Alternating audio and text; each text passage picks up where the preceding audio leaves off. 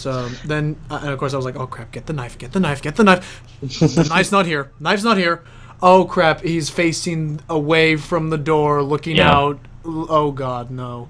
And I'm going to say right now, in that conversation, I caved in so fast. I don't know what that says about me as a person, but even though I told Luke I wouldn't tell him, you wanted to tell him. The first chance I could, I immediately said, we did it. We had a problem. And I wasn't trying to put the blame immediately on Nick, but I was and then of course Nick comes in, it's like, this is not the time. This is like the worst time you could walk in and freaking... Yeah, I'm gonna agree with Logan on this. The moment I saw, I was like, "Oh, we gotta get all the weapons. We gotta hide what this stuff was. We need that knife." And I walked to the bag. I was like, "Oh shit!" I had a plan. I looked out the door. I looked out the door. See him holding the knife. I was like, I had the plan. I was like, "Oh." Like frozen in my heart. And I walked down. He's like, "Yeah, I like this knife. It was a really good knife." I'm like, "Oh, please put the knife down. We can talk about this without a rational conversation." Because again, I thought maybe the whole happy, nice thing was an act, and maybe he was about to explode or something. Yeah, and right when Nick walked, like, oh no, you just had to walk in this ocean. We're dead. As far as the scene goes now, I do know a very important. It's not treated like it's a big, like, two-side thing, but it's still an important conversation choice, is whether or not you tell him Nick is a nice guy or just like everyone else. From what I've heard, that can factor into whether or not Walter decides to kill, because Nick can die in this scene. Yes. And that shocked me. I was like, that little statement there could kill somebody. Wow. So did he die for any of your scenarios? Nope. He didn't die on mine. Okay, so we all... No. I was so relieved. Oh, yeah. I was so happy. I was like, Nick needs to live. He has to find a way to redeem himself. I have to believe in this. But, like, the poll results... I actually have to pull that up, sorry. The poll results on this one is told Walter the truth about Matthew. And what do you guys do? Did you tell him the truth or did you not? I told him the truth. Told him the truth. Told him the truth. Yeah. Well, I told him the truth, definitely. I was freaking out thinking, should I tell him the truth or should I not? Because I'm freaking out, maybe he'll kill me. The poll results was told the truth, 73.1% said yes, and 26.9% said no. Okay, well... There's like a little, like 0.25% of America that doesn't want to tell the truth. The world. Oh, the world. America. Yes. Okay, I see how it is. Dave, you can leave now. This is the American. Sweden can lie for all I care. Carson just. And I guess the other big thing that tipped me off was that was like the first conversation choice that you only had 3 as opposed to the 4 quarters. Like, that's odd. Maybe there's like a fourth one I can unlock or something. I don't know. No, it was. I think it was a very tense moment. Did you guys ever like tense in that moment? I was tense. It sounds like everything counts at this point. We are in a very unstable. Yeah. Shots can be fired at any moment. That scene was very well done. The close-ups on the knife. Oh, yeah. With the music. That music creeped me out. I love the music. I love the music in this game. What'd you say, Logan? I was just saying I love the music in this game. Oh, I was creeped out the whole time. Because they always know when to use it. Sometimes there's no music. Sometimes there's just a little instrumental that you can barely hear. Sometimes. That one that goes dun dun dun dun. Then the walkers appear. Oh, because of the windmill, the turbine. Right. Which, by the way, that was probably the easiest puzzle in the world. Yeah, I was totally. I was with you. I was totally thinking like, oh crap, it's the train. And cause like I can do it. Like, and I was like, Clementine, you're a little girl. This is a wind turbine. It's not gonna be a. Oh hey, look at that. Yeah. Well, exactly. Does anybody? Yeah, I was like, does anybody know how to work this thing? And Clementine's like, I'll do it. I was like, what? You didn't have to make any rubbings, any pencil rubbings or anything. The moment I turned that, we turned that turbine on, I was like, oh, I learned something new today. I figured how to turn off a turbine in real life very now. Easily. Yes. Probably no way. The door itself isn't even locked. You just. But anyway, so that puzzle, easiest puzzle ever. Kenny and Luke go off into the woods. Everyone splits off, and I was totally thinking there was going to be a moment, kind of like in the end of episode 1, where you'd have to choose between like Sarita. So I thought there was going to be a thing where you had to run to one of them, because I could totally see like if you went to save Sarita, Kenny would like you for it, or if you ran to save someone else, Luke would like you more, or something like that. I totally saw that, but nope, that was not the big choice. During that fight, the resolution to your conversation with Walter, when Nick is attacked by a walker, and Walter, holds up the gun, And in that moment, you're wondering, you know, if he really wanted to kill Nick, he can easily do it and make it look like an accident at this point. But no, yeah, it's a part of the result too. I'm like super impressed by Walter at this point. Because taking the moral high ground I respect in his state after knowing what Nick has done. Yeah. It's like, it blows my mind. He's such a good guy. Yeah. It's like, what? The really tragic thing is that when you are such a nice guy like that, is that everybody else benefits from it, but you don't. Yep. Everybody else does, but you don't. And that's the problem. Yeah, result on Nick's fate. It was 86.3 convinced Walter to forgive Nick, which they probably allowed Nick to live that way. Yeah. And the 13.7 didn't convince Walter to forgive Nick, and Nick probably died in their scenario. Yeah, that's where Nick could have died. There's all these different scenes that Telltale just handled and just knocked it out of the park with it was beautiful. Whether, like, is he going to shoot him? Is he not going to shoot him? And just that intensity of trying to figure, because at that point it's out of Clementine's hands. I mean, pretty much you just have to trust whether or not Walter actually has a forgiving heart or not. So that was and I was so impressed that he did that, because it's like he's letting go of his anger and that rage he had against for doing something terrible to him and ruining probably his life at that point. And he said, you know what, I'm of this. I have to do a good thing for good things to happen. And he shot the zombie, and I was like, just put yourself in that situation. Yeah. The man or the woman that you love has just been killed. Exactly. And you got the murderer right in front of you. Right in front of you, exactly. That would be a hard choice for me to make, I'm honest. I mean, really? Walter, he's the man. He was the man. He was the man. And then I don't know how many, even when you're not in a zombie apocalypse, like, I don't know how many people could honestly say that they would have been able to forgive that quickly. I probably would have a bit. I probably would need a day to probably take it into heart. But this he's got such a clear mind at that point. This is immediate. This is like within the next 15 minutes. I know. 15 minutes. Do it. Screw it. But then after all of that craziness ends, then the new craziness happens when Carver's group. Carver's arrives Bonnie's reveal. With Bonnie. That got me. I was like, Bonnie, you sell out. I was mad. I was like, no. How? And then I was mad, and I was trying to piece together, like, wait, where are the other 400 days people? Where do they factor into this? I wasn't actually mad at all, because, again, I tried to keep a clear mind, just like Walter, because I don't know why she's with these people. Correct. Why is she acting like she does, you know? Do you think she must have some reasoning behind it. Do you think she might be do you think she could have been a double agent or something? No, I think she believes in what she's doing, but she has to have some sort of good reason for doing it. Yeah. That's what I thought. So I just stay back, David, calm down, look at this from another perspective. Sure. But before you calm down, what were you like immediately before you did the calm down bit? I sensed my anger rising, of course. But, you little... Nope. Just stay calm, David. Think rationally. Mine passed the anger point. It was like, anger, outrage. I'm pretty sure in the next episode we're gonna get some sort of explanation of what happened to Bonnie since 400 days. Because the trailer does show her and Clementine having a nice smiling, talking with each other moment. Yeah. So I'm wondering. And I'm not sure I agree with that. I'm not sure I'm being so forgiving. Yeah. It might be one of those things. Telltale has done like previews where none of the stuff actually did happen. So I could see a snarky response where it's like, "Oh, you're nice," and then Clementine's like, "Yeah, you're nice too. You're not holding an assault rifle at me." Yeah. You know, you just get that gun barrier down. The walls just start. Yeah, but I was so surprised about that. I trusted her at first, and I was very surprised. I want to know, when does this take place in relation to 400 days? Is this before or after the campfire scene when they all say? Pretty sure it's after. After. So is that, would we all agree that perhaps it's Carver's society that is the society that they were talking about in the 400 days? Well, I don't think we know for sure. I don't think we necessarily know for sure. Because it would make sense, because the whole thing of he wants family, good people. In 400 Days, he said we only want good people there. Right.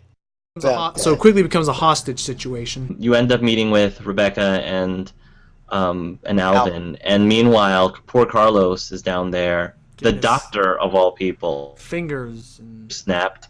Yeah, he's getting his ass tortured, and that was hard to deal with. There definitely seems to be a very particular history between Carver and Carlos. Yeah. More than anybody else. It's the C's. The C people never trust each other. I was gonna say something like that, but yeah, of all of the people in the group, Rebecca is definitely the one that Carver's most fond of, and I'm pretty sure Carlos is the one that he's the least fond of. So yeah, but definitely I saw a big there's probably some leader rivalry or something where they had a dispute about that. Yeah, I just love the voice acting in that scene, both from which Sarah, part where their Sarah? fingers are being snapped? And Sarah and Carlos. And Carlos. Oh, so emotional. I love that. I love the voice acting in that bit. I love the voice acting in the first episode with you suturing your arm, because I can respect someone who can make pain sound so believable. Right. So it's you're not just screaming. You're actually you are in pain. But and the snap, just snapping the fingers sounds like such a horrible thing. Like it's. Anyway. So what did you guys do when you were with Alvin and Rebecca? Was it an option where you guys had to go look for Luke and Kenny, or did you surrender? And I wanted to know what Angel Arches was, because I didn't get to watch that part yet. What'd you say? I was definitely in the minority. I actually left to find Luke and Kenny. And my reasoning behind that was a lot of people decided to give themselves up because they didn't want Carlos to die, and I agree. I didn't want any of them to die, but I think I was placing more value in protecting the baby than protecting Carlos. And so I did not necessarily want Rebecca to give herself up right away. Even though I didn't particularly like Rebecca very much, I still felt more protective of the baby. Okay, yeah. That's why I ended up doing what I ended up doing. And I was actually surprised, pleasantly surprised, that Carver ended up not killing Carlos. He just kept torturing her. But when you think about it, there aren't very many doctors around. And now he has broken fingers. I think true. I think you have more broken fingers if you leave than if you stop right away. Well, that's what really confused me, is because on one hand, I can see him wanting to keep Carlos alive because he's got a baby that they've got to deliver. Fair enough. And you've got this doctor that aren't really that plentiful right nowadays. But then I'm like, well, by that logic, why did he break his fingers then? Those the most important things a doctor needs are his fingers. Correct. Yeah. What did you choose, Logan? I chose to give myself up because I did not want to risk losing Carlos, because I did not want to have Sarah. Because first of all, already seeing that it was already bad enough for Sarah. I didn't want to have her risk watching her father die. Yeah, exactly. But You're terrible at arts. No. But also and also I'm going to use part of Angel Art's logic to justify mine as well. Was I knew that it definitely seemed like Carver had a soft spot for Rebecca and the child. That he liked them the best. I thought I don't see him wanting to be as mean or brutal to Rebecca as That's he would true. to anyone else. So if we That's could very end this, true. But I think people was less concerned about Rebecca and more concerned about Alvin, because Rebecca kept saying that he would kill Alvin. That too. So he did mention that. Rebecca did mention that he was going to kill Alvin. Yeah, so I think for some people it was a choice more between Alvin and Carlos. For some. Which now when you went with Luke and Kenny, did you also manage to keep Alvin alive? Yes, because regardless of whether or not you look for Kenny or give up, either the people that end up dying can still die, or rescued depending on what you, or kept alive depending on what you did. Because I know that if you just tell Kenny not to take the shot again, Alvin will live. Alvin will live, correct? Yeah. Yeah. See, I ended up Alvin. Is that his name? Alvin. Yes. His name's Yeah, Alvin. he ended up dying, and I think another person ended up dying. Yeah, because he got shot, and I was like, oh, well, wait, was that not supposed to happen? Were you with Kenny, or were you in the lodge? I was with Kenny. Yeah, Walter Okay, also got shot. I told him to shoot at Carver. So Because I was just like, the whole time I played that part, I was so angry at Carver. I was just like, saying over and over again how much I just want to kill him. Like, and I think it'll be interesting in the next episode to see kind of how he tries to like manipulate people and try to like get them on his side. Because it seemed like he was trying to be all like diplomatic and like, hey, you know, as long as you follow my rules, you'll be fine. And, you know, with someone like a psychopath like that, that's never true. That's just something that they say so that you develop Stockholm syndrome, you know? So, yeah, so that's my opinion. The entire time I was so unsure. I was horrible because I wasn't sure if I was making the right decisions. Because I knew any of these people probably could die based on some decision that I make. And, I was surprised that everybody lived except for one person. What are the decisions in Mass Effect? Alliance and Renegade, or what was it? Paragon and Alliance. But they don't make it as clear as that in conversation. No. Here it's always a gray area almost. I like that they don't make that clear though in this game. Like they don't show the little icon that tells you, by the way, this is the Paragon choice and this is the Renegade choice, because I don't want to be swayed. I don't want to be swayed one way or another necessarily. And I want to point out my decision, and this is my reasonable argument to this. I chose to surrender because, in my view, I pretty much give in to the peer pressure. When I hear somebody torture, I'm like, I gotta give in. I mean, I can't hear somebody dying, and her daughter was watching the whole thing. That's a terrible thing for a kid to go through. I mean, probably maybe like she's 14 or 15. That could be traumatic for a kid to hear or see. And I wanted to not only give myself up to make sure that maybe he won't kill Alvin if Rebecca shows herself and we surrender, but maybe he'll stop torturing Carlos and Sarah won't have to suffer anymore. And that was I thought was the best thing to do. Did anybody else lose Alvin in their? Nope. No, I was we didn't ask you, Dave. What did you choose? Did you go for Luke and Kenny? Yeah, I surrendered because we got Luke and Kenny out there, and they are both very capable people. Right. So I thought, like, okay, let's buy them some time. That was my idea about this. Let's buy them some time, get down there, try to do their thing. And I got like 5 more minutes. Okay. And the poll result was this: to find Kenny, 44.7% said surrendered, and only 55.3% said sought Kenny's help. So Angel Arts, you were in the majority then. Yeah, you were in the majority, Angel Arts. Really? Okay, because I was definitely in the minority when I first played. Yeah, when I played it, I was in the majority. That me and the rest of us. Surprise. It's kind of weird that it flip-flops that way. It flip-flops a lot. Well, I like that it changes as opposed to, I think in the season 1 it always was a constant poll no matter what or something like that. Yeah. I like that it actually changes with Well, I think it's just going to stay this right now because where everybody's majority is going to be. Probably. But how did everybody react to when we saw Walter die? I was like, I thought I got angry, actually.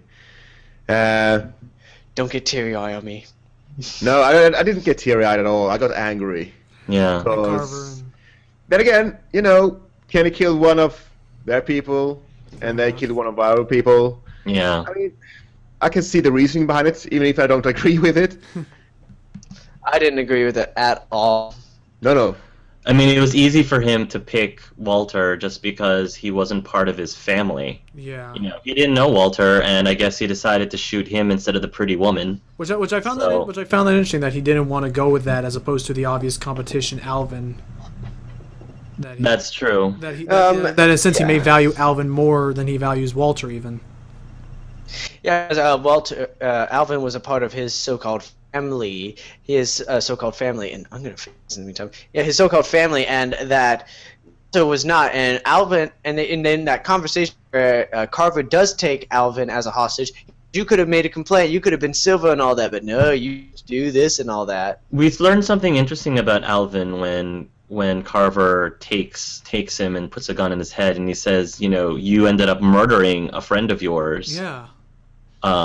And so that kind of hinted on something, and I'm wondering if that'll be revealed in the next episode. I'm pretty sure. Like it.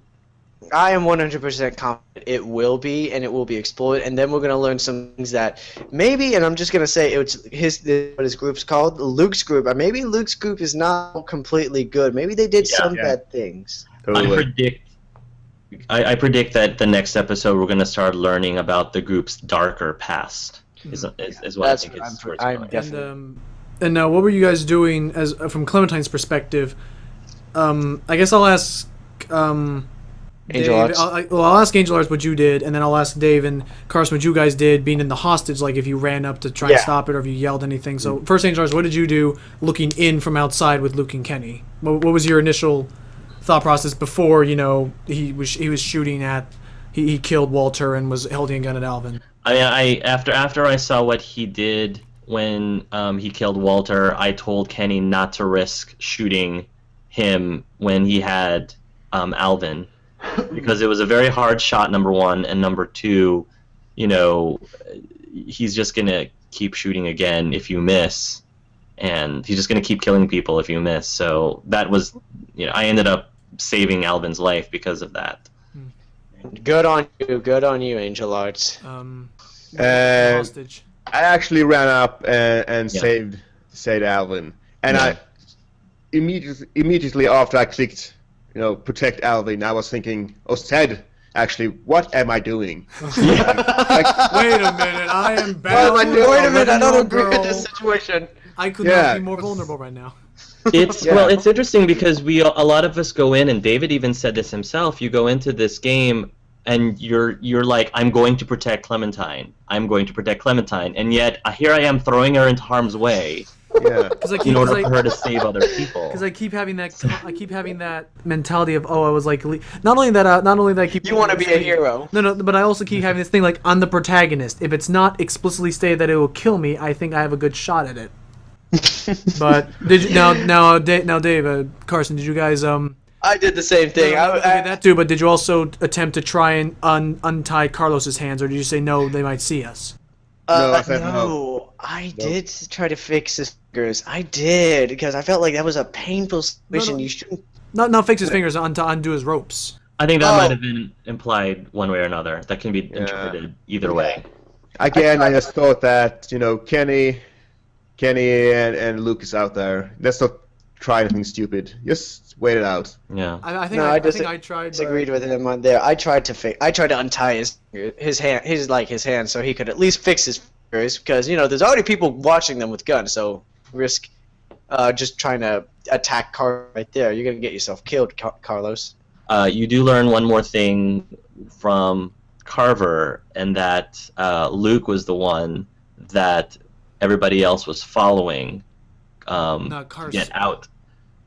I'm sorry? Not Carson. It was Luke who was the first person who. Yeah, Luke was the one that everybody followed out of Carver's group, because he was telling them, I warned you not to follow him, and now look where he's gotten you. Yeah. I'm pretty sure he was talking about. So I thought that was kind of interesting.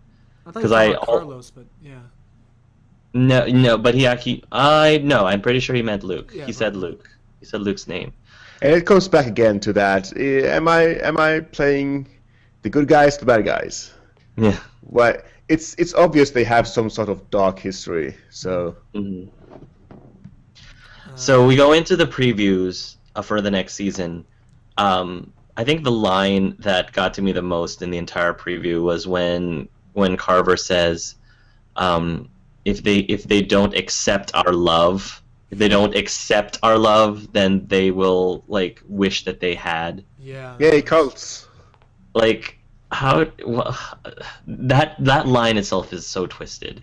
I'm very much looking forward to learning more about him in the next episode. Yeah, It looks like there'll be at least one or two conversations between him and Clementine. Do you guys believe that this is indeed Tavia's group? Yes, I believe so. If what you say is true, that this is very soon after 400 days, I do believe that this is where they are. I believe, too, that this is Tavia's group. I don't necessarily think that Tavia has the same mindset as Carver does. You think she's being as manipulated as Bonnie, or? Possibly. I think that Carver can be very eloquent, and maybe there are things that Carver does behind the scenes that many people in this family in this group don't know about, and I think Tavia is being played. Could it be? Yeah. I agree. Could it be kind of like a Bioshock Infinite type of thing? Sorry to draw that parallel, where it's like all the nice people are living out here, whereas all the bad people are indoors and doing all the slave labor to provide for the community that he has outside. Yeah. Which, on that note, can we get someone? If not, I could probably do it. I want to see if I can compare the voice actor of Carver in this Carver in here with the voice actor of whoever was talking on the radio. I want to. I think that'd be interesting. That. See if that would be the same interesting. voice.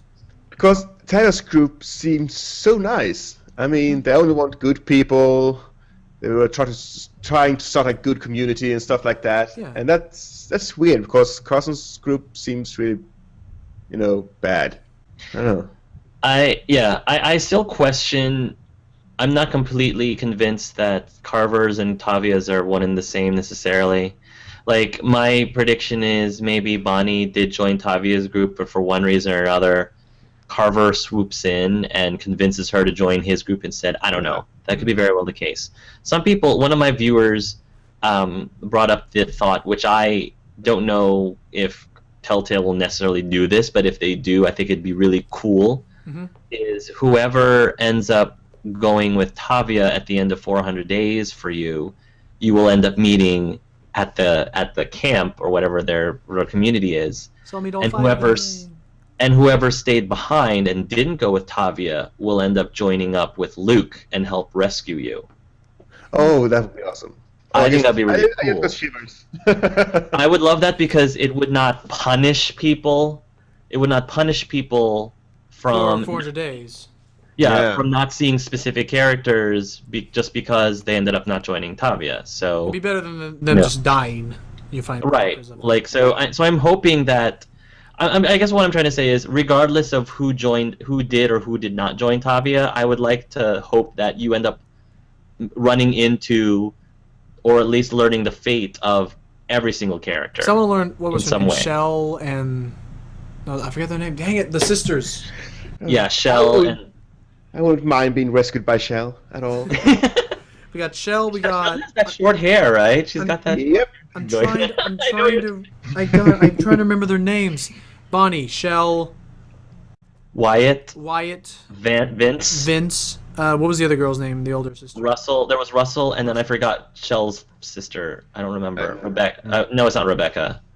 I don't remember. No, Chris. No, whatever. But yeah, that'd be a good thing to have that because definitely it does seem as if they are planning for season 2 to be the big crossover point between 400 Days and the original. I think it would be foolish of them not, having all of the members in the 400 DLC show up somehow. Yeah. Even if it is like running into them as walkers, like they stayed back at the camp, And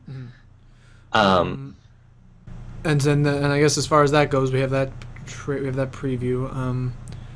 I noticed. I don't know what he says for you, Angels, but I know for a fact that in mine and Dave's trailers, Kenny is actually confronting Clementine, saying, "At least I didn't just give up." Yeah. Yeah. Oh man, Kenny, why, man? It's like season 1 all over again. My heart's here. Kenny said something completely different for me in that preview. Say? He ended up. I think his response was actually a lot nicer. Yeah. And I don't know if it's because I feel like anyone that I've seen has a preview where Kenny nastier to Clementine were people who did not seek him out. So I was one of the people who went and looked for him and Luke, and he ended up having a nicer thing to say to Clementine. Which is sad. Which I thought was a bit sad and or didn't make sense because the outcome is the same no matter what. Yes. I don't know. We'll just have to see how that plays out. Do you have any other predictions about episode 3? Final thoughts and predictions. I think we're going to find more about Carver's family and learn about this. Like, I guess it's a supermarket there or a hardware store. Looks like it. And that's their society, and they're making. And the people who are, and they're gonna make Luke's group, and Clementine go through this, let's say, slave labor to re-earn their place to that society. That's what I'm predicting, and Carl's gonna be taking a liking to Clementine a lot. What I'm seeing. I don't know if it'd be too soon, but I would like to say that we might learn about the fate of Krista as well. If it was, Really? If it was also true that perhaps the people, because remember the people who captured Krista were found at the river, but were not. But Krista was not there. So perhaps, again, the whole idea of Carver wanting a family, he saved Krista because he saw her as I hate a prisoner. not a prisoner, but also I feel bad the whole objectifying or whatever the word is. Women. Mm-hmm. But I could also see Carver mentality of seeing her as a baby maker, whatever. You know the term. I could see him as her being a solution of procreation or something. You actually might be onto something because, again, going with the whole idea of Carver's motivation being family, you have, maybe part of his plan is to try to, impregnate all these women, and he would end up collecting all these babies who will end up, listening, like following him, basically. Well, if not just him, get someone. He wants to procreate. He wants to climb back out. He wants to climb back out of the apocalypse, preferably with him on top of the whole pile. Yeah. Were there any? But now this could totally destroy my whole theory if it's so. But were there any other? But I forget if there were other women at the river site who were also shot dead and everything. There was Anna Korea. Yes, correct. That is true. Well, so I don't know. Well, either way, I'd like to learn the fate of Krista because we haven't learned it yet. I wouldn't be surprised if the fate of Krista is actually the cliffhanger of episode 3. You think so? Okay. Yeah, like bam, Krista. Okay, got to wait a few more months to see that. I feel like I don't know. I'm just making a wild guess, but I think that Krista.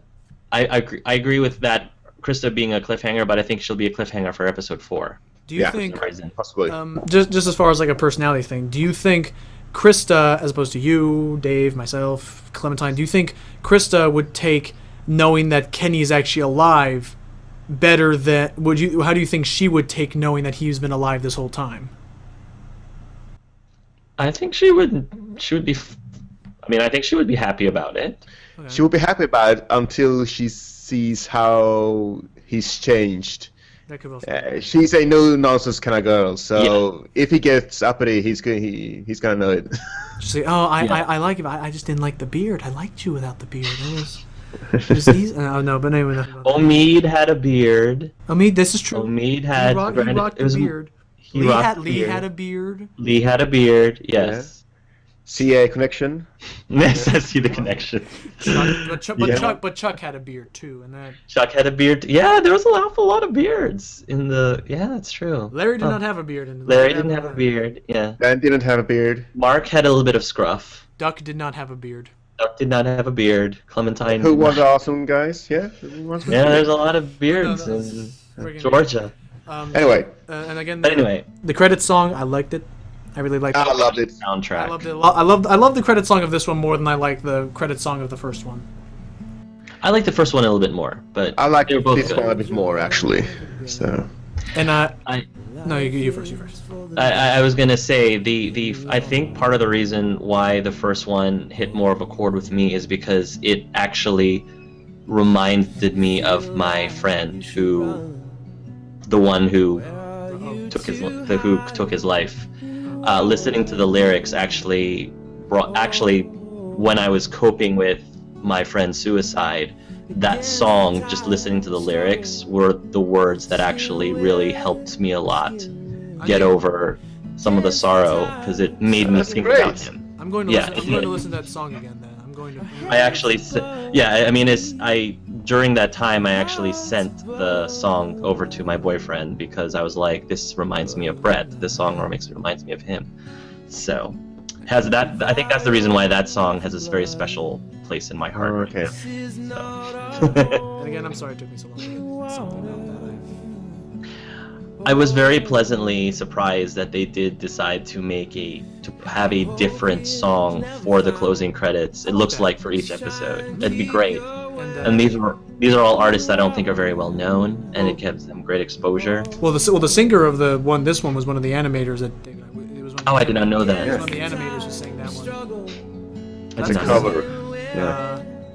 And I like that the main menu changes after each episode. So now it's the windmill instead of the river. I like that. I thought. Yes, I like that too. Really nice touches. Yeah. So overall, your verdict: did you like this episode better than the first episode? Definitely better than the first one. I like. Not to say the first one was bad, but this topped the first one. And why? First, I think the big thing that I loved about this episode was I couldn't tell what were the big major things that I was going to be, rated with the poll at the end. I could not. Some of them were obvious, like the table one. I was like, this is going to be one of the big ones. But some of them, like just the simple thing of like, oh, he's a nice guy, or hey, because Dave, I thought in the beginning, I thought the whole bit of taking the drink from Nick was going to factor in somewhere to that. But no, I could not tell what were the big major decisions, which I liked because it more or less reinforced the fact that they're all major decisions, really. Yeah. Every down to a conversation choice, they're all big decisions. There were more than just 5. Yeah. Yeah. Or at least more than 5 that felt like they could be. How about you, David? What did you like better? This was very difficult for me because I liked episode 1 very much because just the emotional scenes with Clementine, with the dog, and with her walking the forest afterwards really hit home with me. Then again, I do love the character development that goes on in episode 2. And it had its good share of emotional moments as well. Yeah. So I'd say episode 2 was a bit better, but not by much. I felt that this was at least 3 times better than episode 1, and I liked episode 1. I think that this one was such an emotional roller coaster. I think I felt every single emotion throughout this episode, and for me, that's what makes a good episode, because there were definitely humorous parts, scary parts, angry parts that were really tense, and I was really like at ease and anxious and afraid. So it hit every single one of those. And the episode itself was also a lot longer, by another hour, I think. Not that much longer. And it was a lot longer, and so that was another reason why I liked it more. And the last reason, which was pretty big, because we kind of complained about it in the last episode, is that the choices were grayer. The choices were closer to a 50-50 split than they were in the last episode. And I think that was one of the major things that made me like this episode more, although I did like the first one as well. So I'm probably going to steal this from Kathleen now, because I think she did in the last one. She said that she felt like the big overall theme of the first episode was isolation and having to come to terms with being alone. Do you think we could... What would you say could be like the one word sort of like or big theme of this episode? Wow. It's hard. It's hard to pick out one word, one theme. It's hard to pick one theme for this one because I mean, there's so many things. I definitely think alliance is one of them. Alliance is that would be a very good word, actually. Loyalty or like loyalty, that would be or loyalty or alliance. Trust. I like that actually. That was it. Yeah, there's a lot of trust going on, both broken and unbroken. Yeah. Right, and you see that going with Walter and the whole situation with Matthew. You see that with Bonnie. Trust, I think, is a very good theme for this. Okay, so great. Since we're done with that, let's go ahead and talk about upcoming things for your channel. So whoever wants to go first. I'll go first. All right. I'm currently Let's Playing Thief, and that's what I'm going to do in the upcoming month or so. So that's about it. Okay. Enjoying it real much. All right. And Logan? I'm Lucky Jack 20 again. I am just now finishing Let's Play of Fear. Unfortunately, I've had to go back to a 2 per week schedule, so that's been slowing things up tremendously. But I'm planning in the works a Let's Play of Tomb Raider, the definitive edition for the PS4. Okay. Show off that, and it's looking great so far, the editing. I think the only other game I have in mind is a really obscure one. It's called Dawn of Mana for the PS2. Okay. Don't know if you guys ever played any of the Mana series, like Secret of Mana or Sword of Mana? Secret of Mana, yes. Apparently, Dawn of Mana is supposed to be like the first prequel chronological in the whole game series, so Oh, cool. And it's just one of those ones where a friend said you would probably like it. It has a combat like Kingdom Hearts. I was like, sure, I'll give it a shot. So I picked up a copy and might do Dark Cloud 2 later. I don't know. So that's it. Just more Let's Plays on my bid. Okay. That's it. Well, I think I might do a Let's Play of this game, because I already recorded it, but I'll just see, like, if it's something that people want me to do, because I'm also working on doing a Let's Play of the Burial at Sea DLC Part 2.